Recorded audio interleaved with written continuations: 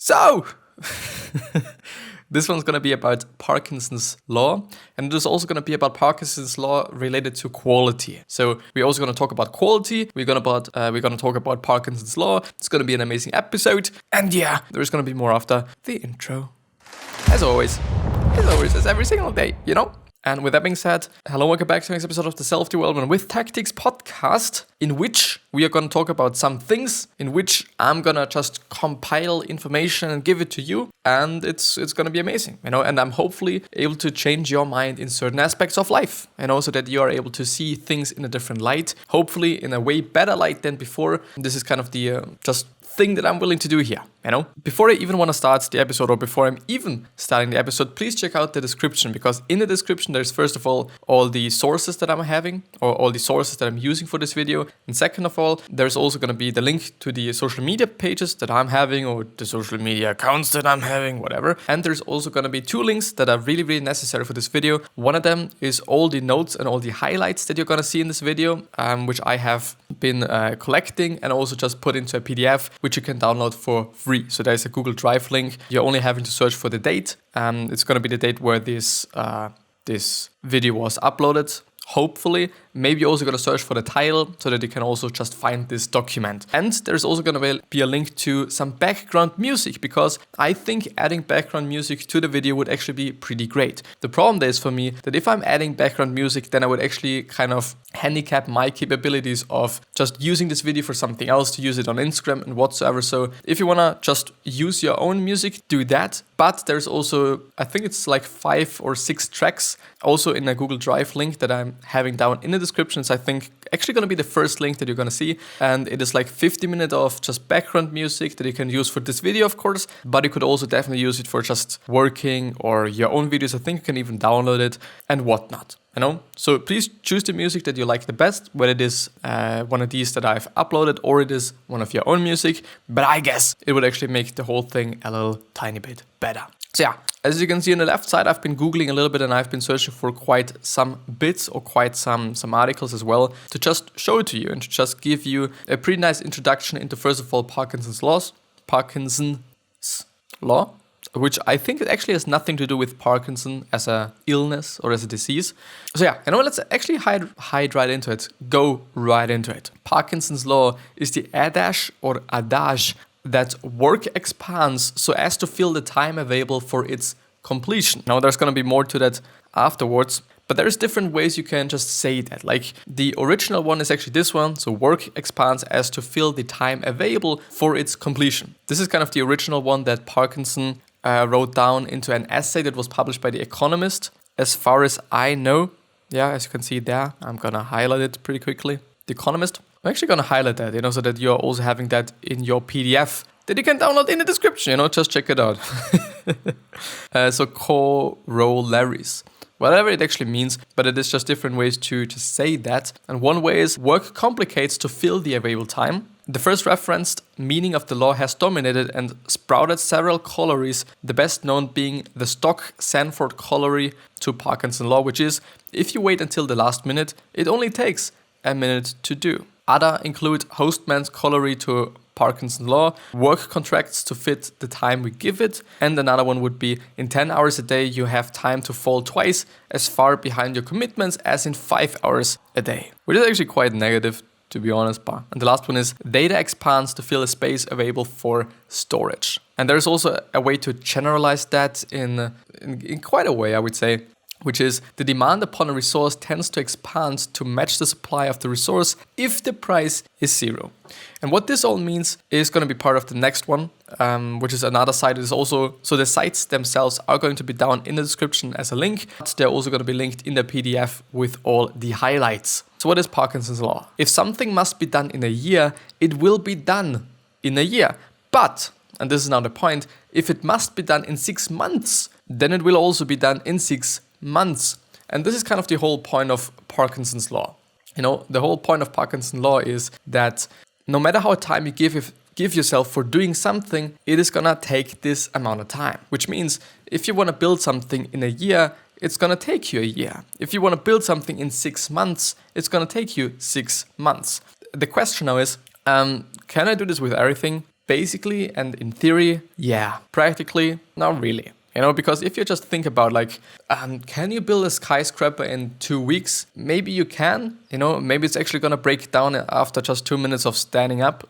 But I think you cannot. This is you do just also have to be realistic about things if you're just thinking about Parkinson's law. Of course, some things which are really complicated. So the more complicated something is, the more time it's probably going to take you to do that certain thing. If it is a task, if it is a product, if it is just something else, doesn't matter. But the more complicated it is, the more time it will take you. So can you build a skyscraper in 10 minutes? Probably not. It still depends on the dimensions, Just such a high one? Yeah. Like a real one? No. It just really heavily depends on what you think about and what it is all about. So what would it look like to finish a project on a very short period of time? And I think this is a pretty good question, and this is kind of the essential question to this law, because what would it look like? What would it look like for me, it maybe would be editing a video in 10 minutes. How could I be doing that? Is it possible? How could this be done? What are the results that I get from doing something like this by doing such an experiment? I mean, if we talk about actually editing a video or designing something, then it's probably going to be like, well, you can actually do it in 10 minutes. But is the quality going to be the same? Is the result going to be the same? The result is probably not going to be the same. If the quality is going to be the same or not, this is something we're going to talk about a little bit later on, because it is something that's really essential. It is also just really essential in, I would also say, in life. But it's, of course, depends on how you think about things and your values and all these things, like just such a lot of factors as it often is in life, But just ask yourself this question. What would it look like? And I'm going to show you again. What would it look like to finish a project on a very short period of time? What would this look like? How could you be doing this? This is often going to include choices and also trade-offs. And as I said before, the more complex the project is, the more time it typically takes to a point. So what would it look like if you finished a project in a very aggressive timescale? If you had to build a skyscraper in a day, how would you go about doing this? And I think it is also a pretty great way to just see if you're actually using your time wisely or in a good way, or if you're just maybe wasting a lot of time by doing nonsensical things or by doing things in a very just ineffective way, because of course you can basically do things in a way less amount of time. It's going to change some things. It's going to definitely change the approach that you're having towards those things. But is it going to be better? Is it going to be worse? I don't know, but it's going to be something that we're going to take on later. But something pretty interesting from the founder of IKEA, which is Ingvar Kamprad, or I think actually Ingvar Kamprad, or something like that. So I assume. I don't know. I really don't know. But he once said, if you split your day into 10-minute increments or segments, I just like segments more, and you try to waste as few of those 10-minute segments as possible, you'll be amazed at what you can get done in a day or whatever. And I think it is actually quite the truth. And the author of this article or this blog post or whatever you want to call it also said, for small tasks, use what I call Ingvar's rule. Assume each task will take no more than 10 minutes to complete, then begin. This includes meetings and phone calls. For some reasons, the default time period of meetings is an hour, whether you need it or not, which is actually also something that I have seen myself and also just a lot of executives are talking about. Like, why does a meeting have to be an hour long? It's not going to make anything better. It's basically going to make everything worse unless you need this hour. The problem now is it actually going to take you an hour to do just a discussion or to have a discussion or to just talk about something? Or is it actually about Parkinson's law there? It is an hour long, so therefore we're also going to use an hour. But could we also be doing this in 10 minutes? Because I think we can, especially if it is about meetings, especially if it is about just some discussion or some choices that you have to make. If you're having a meeting with your boss, it's going to be like, well, should I be doing this in that way, in this way? Is it okay like this? And he's going to give you the answer, and then that's fucking it with the meeting. Because I've also had some meetings in terms of my diploma that I'm doing at this point in time.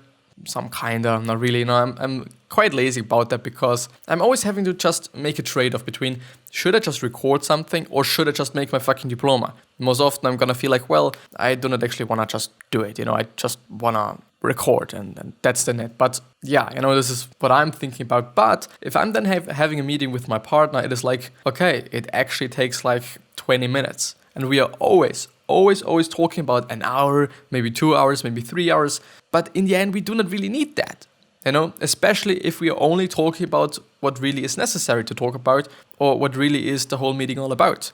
But if you're just then talking about some other shit, like, I don't know, like whatever we're talking about, then of course, it's going to take us basically 2 fucking weeks. Or it could, in the end, it could, not necessarily, but it could, and this is then quite like I don't know what to say a problem, but it is like, yeah, it's gonna take you longer if you just talk about shit that just doesn't matter then. But yeah. Ingvar's rule is a counterfactual. What would you do if you had 10 minutes to get something done? Act accordingly. And I have to say, we all would act differently and we all would do things in a different way, of course. But now to the final question that I've always been asking, is it gonna make just the quality not as good as it is before? And I would say, before I actually go through this other Parkinson's Law article that I'm having in front of me, I have to say, like, no, not really. Quality is something that's really subjective. Quality is something that really depends on how you think about things. Of course, if I'm designing something and my boss doesn't like it, then it is not a good quality. Even though I like it, and even though I think it is good quality, if my boss and or the client doesn't like it, it is not good quality. It is not a good product, it is not a good design, it is not a good something. And this is the point. Quality is something that's very subjective. Sometimes I do have to say that there is just some objective views on quality as well, especially if it is about, like, let's say in the design world, when you're just having to just set a text and or you're typing a text and whatnot, and you can't read the text because it is too small, then it is not good. Even though it is just a good font, it is a nice font and everything looks fancy, if you can't read it, then it is quite unnecessary and therefore the quality is not really good or really high, and maybe, I guess, I don't know. And like there sometimes are some objective views on quality, but most often it is actually something that's very subjective. I think something is good and it doesn't really mean that my client likes it, nor does it mean that my boss is gonna like it, nor does it mean that another customer likes this as well. It is something that I like. And this is also quite a big point in producing content. Only because I like a video doesn't necessarily mean that somebody else is also gonna like that video. No, really. It's not gonna mean that. It is something that's very subjective. I like the video, but the problem is, am I making the video for myself or am I actually making the video for somebody else? And this is not a question, because I'm not doing it for myself. I'm probably gonna do it for somebody else. Therefore, the sense, quote unquote, of quality is going to be different because it is not for me, because it is for somebody else. For my client, for my audience, for the boss, for whomever it might be. It is about me then, most often. It really often is not about me, but it is about some other people.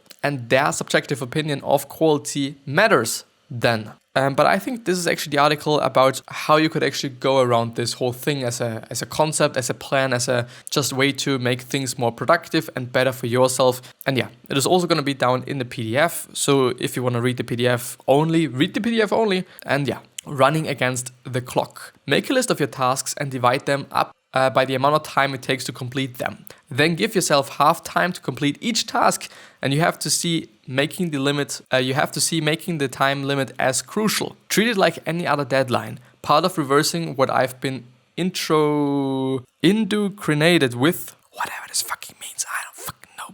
Work harder, not smarter, is to see the deadlines you set for yourself as unbreakable, just like the deadlines your boss or client sets.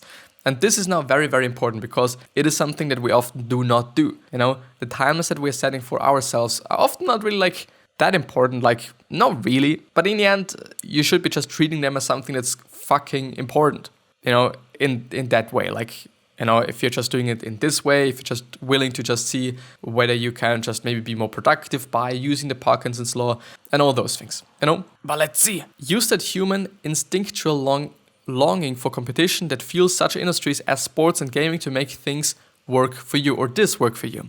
You have to win against the clock, strive to beat it as if it were your opponent, without taking shortcuts and producing low quality output.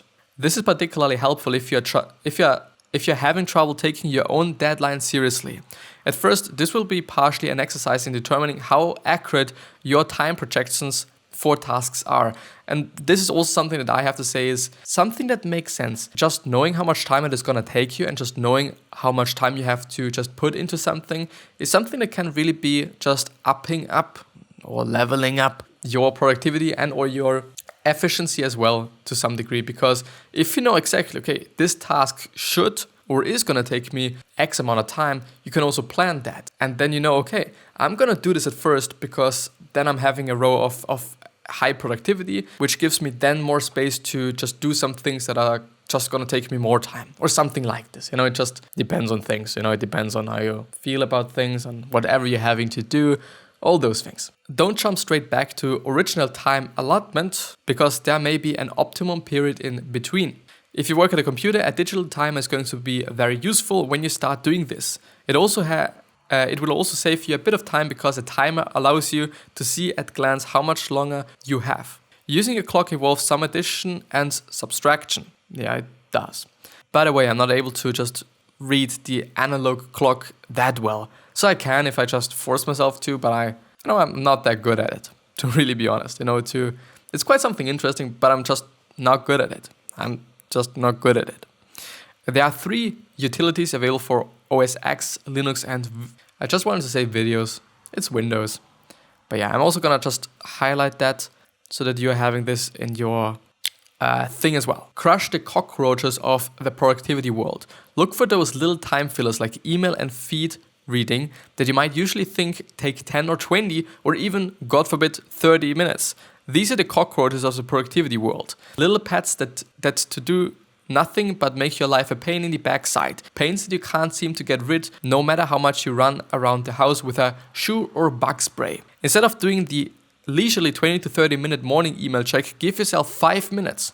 If you're up for a challenge, go one better and give yourself 2 minutes. Don't give these tasks any more attention until you have completed everything on your to-do list that day, at which point you can indulge in some email reading, social networking, and feed reading to your heart content. Not that I recommend you spend all your spare time that way. I know really not. But often it is the case, and it is often something that I'm seeing as well, that I'm sometimes actually spending my time on some bullshit, which is going to be like, it pisses one off, or it can piss one off, because most often it is something that's kind of really small, but in the end it adds up to just a lot of fucking time. It adds up to 30 minutes, an hour, whatever it might be, just reading through some social networks or whatever you might be doing just in between tasks, which is going to take like 10 minutes. If you're doing that just 10 times a day, it's going to be 100 fucking minutes, which is a fucking lot, which is just more than a fucking hour. It's actually more than half an hour, 1.5 hours, which is a lot, and in 1.5 hours, you're able to do so much fucking more, really a lot more. And now it is like, maybe you change it up, maybe you just do it as they say, and you're just gonna just only give yourself a certain amount of time, 2 minutes, 5 minutes. They are also gonna add up, of course, they are also gonna add up to quite something, but it's not gonna be that much if you're just really monitoring it. If you're really just tracking those tasks, if you're really just thinking about those tasks. Don't worry. Be happy. As they say in the very bottom of the whole, not of the whole thing, but of this kind of chapter. Let's call it chapter, You can experiment with Parkinson's law and squashing your deadlines down to the bare minimum in many areas of your life. Just be conscious of the line between bare minimum and not enough. What you're aiming for is a job well done in less time, not a disaster that is going to lose your employment or clients. Yeah, I know it is something to really look out for, but I think it just also makes sense. You're not gonna just, maybe also stress you out too much. If it really is something that, or just because it is also something that can be pretty stressful. And as they say as well, these are tasks where 10% of what you do is important and 90% of it is absolutely useless. This forces you to tend to the important tasks, feeds you not to read in order to improve your work. For instance, if you're a web designer, who needs to be read up on new practices and emails that are actually a high priority? Experiment with how far you can take this, make your criteria for what makes an email important, and so on and so on. Is there actually something else that I'm having? No, that's it. That's it with the episode. I hope that you've liked it also the way that I've just done it in this way, with a little bit more cuts, with a little bit just trying to make things a tiny bit more interesting, I guess, some sort of. But yeah, I'm gonna see you the next time. I at least hope.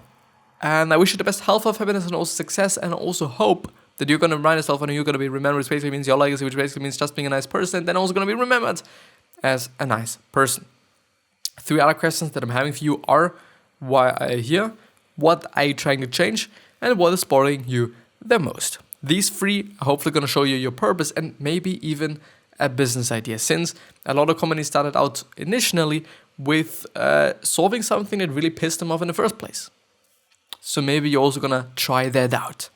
And with that being said, I'll see you the next time. So consider subscribing to the podcast and to the YouTube channel. I would appreciate it. And I'm going to see you the next time.